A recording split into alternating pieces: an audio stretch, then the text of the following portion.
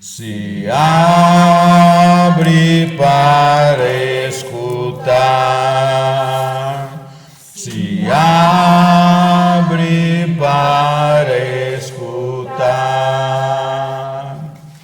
O Senhor esteja conosco. Ele está no meio de nós. Evangelho de Jesus Cristo segundo Mateus. Glória a vós, Senhor. Naquele tempo, disse Jesus a seus discípulos: O reino dos céus é como um tesouro escondido no campo. Um homem o encontra e o mantém escondido. E cheio de alegria, ele vai, vende todos os seus bens e compra aquele campo. O reino dos céus também é como um comprador que procura pérolas preciosas. Quando encontra uma pérola de grande valor, ele vai, vende todos os seus bens e compra aquela pérola. O reino dos céus é ainda como uma rede lançada ao mar e que apanha peixes de todo tipo.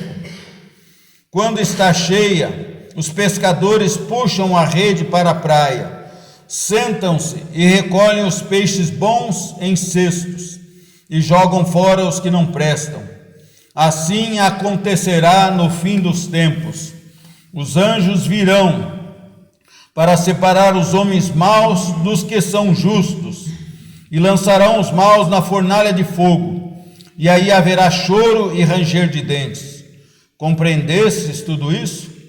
Eles responderam: sim, Senhor.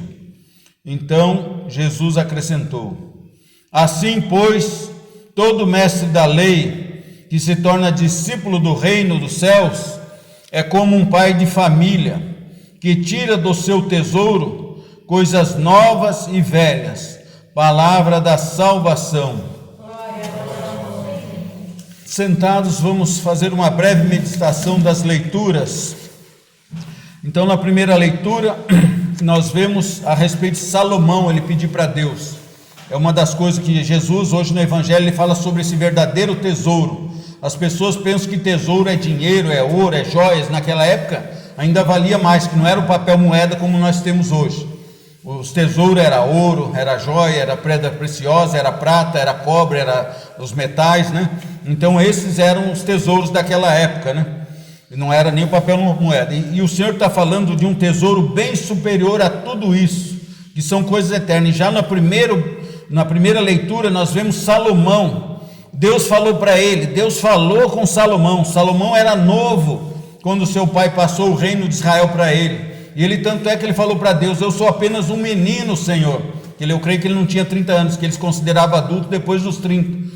Falou: eu sou um menino, Senhor, como que eu vou governar um povo tão numeroso? Que Deus falou para ele, ele tribulado, preocupado, em oração para Deus ajudar ele, o que ele ia fazer, e Deus falou com ele.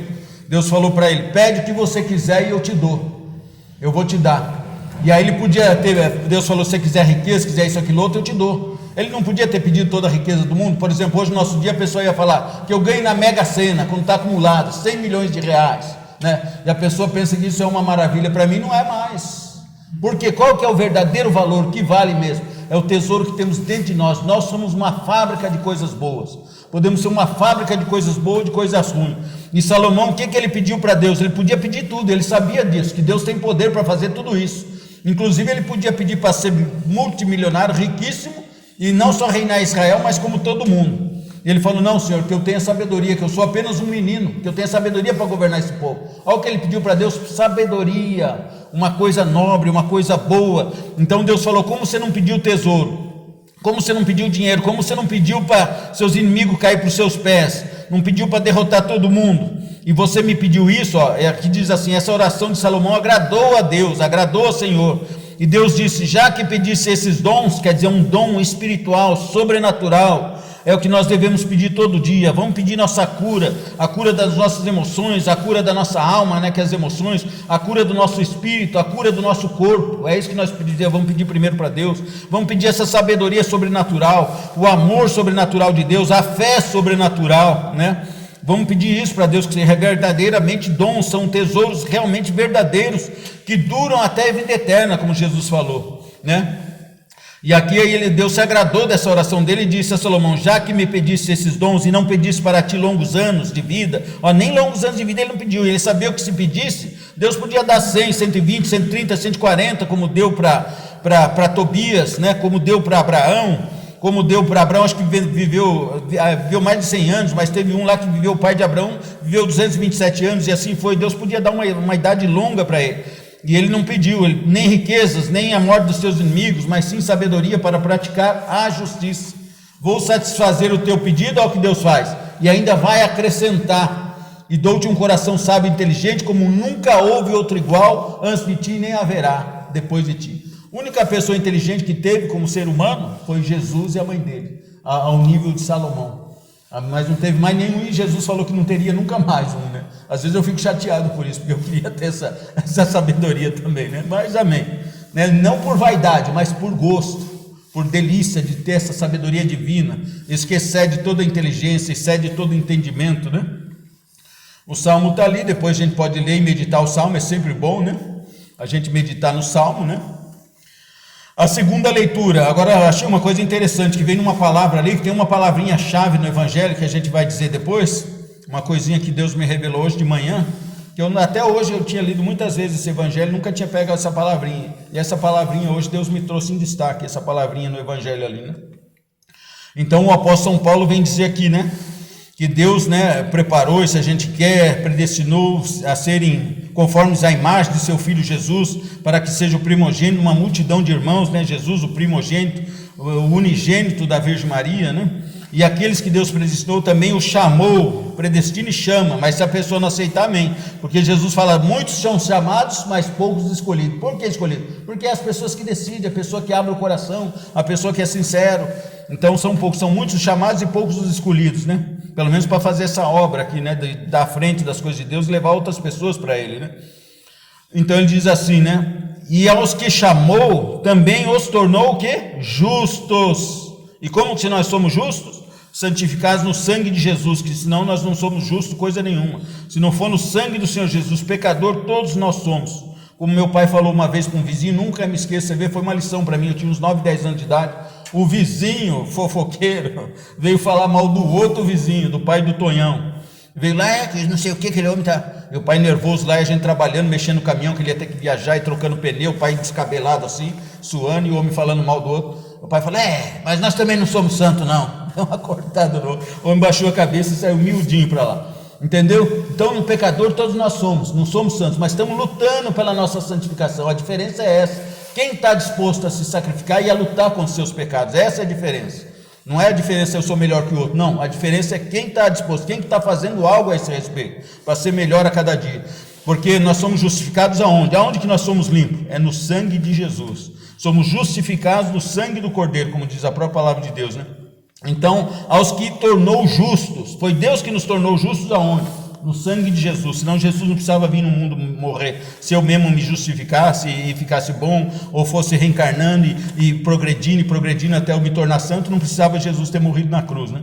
Quando a gente pensa nisso, a gente desmerece Jesus, desmerece a cruz dele e a aliança no sangue dele, né?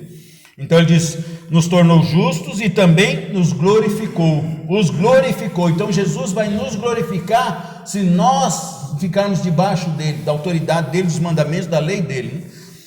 E por fim, no Evangelho, aí o Senhor Jesus vem dizendo a respeito, fazendo essa comparação em coisas humanas, mas notem sempre quando vocês lerem o Evangelho, nunca leve para as coisas humanas, naturais. Jesus usava coisas naturais para as pessoas entenderem, mas ele está falando sempre de coisas espirituais, sobrenaturais, que são mais que as coisas naturais. Então ele está falando coisas espirituais que duram até a vida eterna, como ele mesmo falou uma vez: a carne, a razão, o mundo, os pensamentos mundanos, de nada presta para esse assunto. Quando o apóstolo São Pedro questionou, eles questionaram a respeito da Eucaristia: isto é o meu corpo e meu sangue, quem não comerá a minha carne e beber meu sangue não terá a vida eterna, não estarei com ele, né?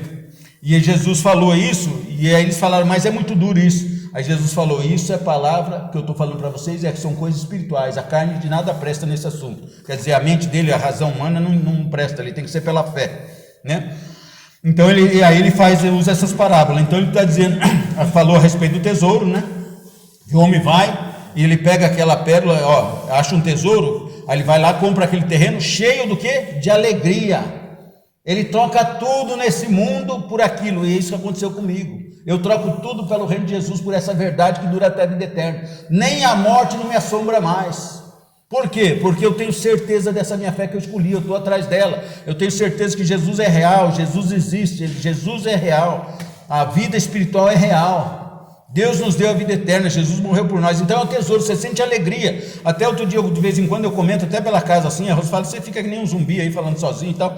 E às vezes eu comento, Senhor, às vezes quando vem tristeza, aí eu lembro que o Senhor, quando vem os problemas, eu lembro que o Senhor é real, que o Senhor existe, e tudo aquilo de bom que o Senhor falou é verdade. Aí o Senhor é minha alegria, aí eu sinto aquela alegria, é isso que ele falou. Você acha um tesouro que é maior que tudo. Então ele vende tudo, o homem, e compra aquele terreno por causa do tesouro. Aí ele fala do comprador de pérolas, algo precioso, exclusivo, né? Uma pérola exclusiva, é um tesouro exclusivo. Ele vai e pega e compra aquela pérola, vende tudo também. Ele vai e faz o quê? Jesus faz questão de falar. Ele vai e vende todos os seus bens. Nos dois casos, Jesus fala, vende, dá tudo por aquilo, aquela pedra preciosa. Quer dizer, não é que ele vai ficar sem nada no mundo espiritual, na vida espiritual, dizendo, desfazer todos os bens, terreno dele material. Mas se precisar, o coração dele não está naqueles bens. Ele tem tudo, como Abraão era riquíssimo, ou como Salomão era riquíssimo, mas o coração não está na riqueza. O coração está nesse tesouro maior que é Deus, que é o sobrenatural, que é o espiritual, que sobrepõe a tudo, né?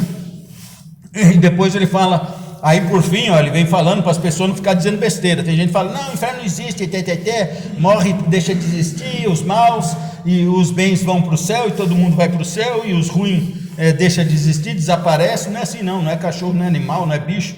Mas Jesus vem dizer aqui o que acontece quando a pessoa é mau, né? E também o reino dos céus é como um pescador, né? Que lança a rede ao mar. O mar é o mundão que está aí, a multidão de pessoas. Lança a rede, as palavras de Deus, é a mensagem do evangelho, é a salvação que Jesus trouxe, né? E aí ele diz assim, e apanha peixe de todo tipo, mas quando está cheio, os pescadores puxam, né? Os anjos, os evangelistas, os pregadores puxam, né? E os peixes bons, aqui no caso vai ser os anjos no final dos tempos. Aí retira quem? Os maus, né? Retiram os peixes bons e em cestos e jogam fora os que não prestam. É terrível isso, né? Assim acontecerá no final dos tempos. Os anjos virão, ainda os peixes, pelo menos eu no meu caso, já vi muito pescador fazer isso. O que eles fazem? Os peixes que não prestam para comer, eles jogam no mar de volta. Então dá uma chance, né, para aqueles peixes, né? Joga no mar de volta os peixes bons, os peixes que não prestam. É um crustáceo, é um peixe, um baiacu venenoso, é um outro peixe que não pode comer, eles jogam de volta no mar, né? E aqui nesse caso não, é o que ele fala assim, né? Então assim acontecerá no fim dos tempos, os anjos virão para separar os homens maus. Agora aqui está a chave da palavrinha que eu falei para vocês que me veio a revelação hoje de manhã. Separarão os homens maus dos que são justos. Por que Jesus falou assim? Como Jesus é sabedoria infinita, né? Ele não podia falar assim, separarão os homens maus dos homens bons?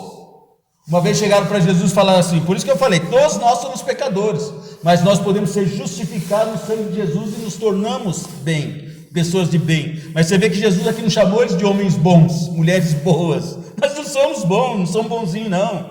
Uma vez chegaram para o Senhor Jesus e falaram assim, ô bom mestre.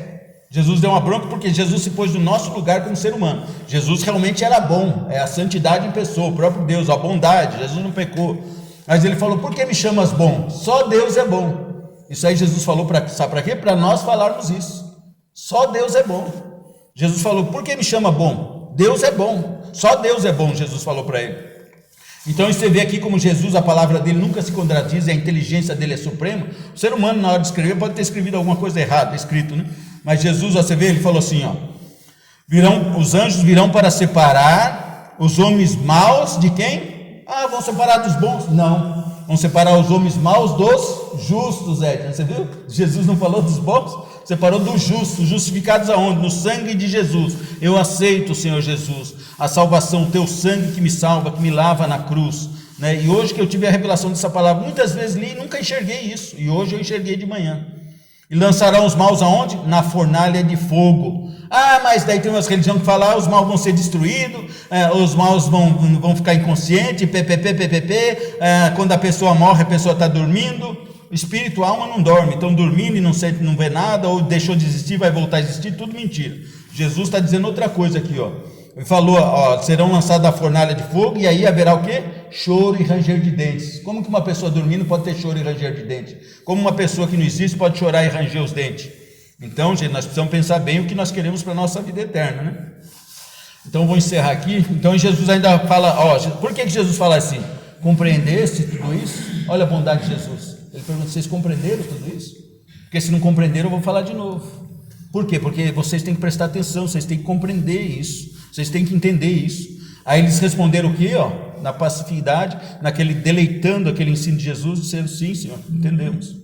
E Jesus acrescentou assim, pois, aí ele fala do mestre da lei, que ele tem no seu bom tesouro. Eu estou enchendo o meu tesouro, você enchendo o seu tesouro, você vai passar para os outros desse tesouro, você vai tirar parte desse tesouro. Quando a gente fala para uma pessoa ou para outra, você está tirando uma joia, está tirando uma riqueza, um colar, e passando para outra pessoa, quando você está falando das coisas de Deus, da palavra de Deus. E é isso que ele falou, o pai de família, né?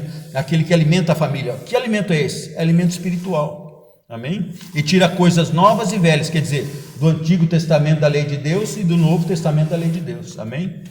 Louvado seja nosso Senhor Jesus Cristo.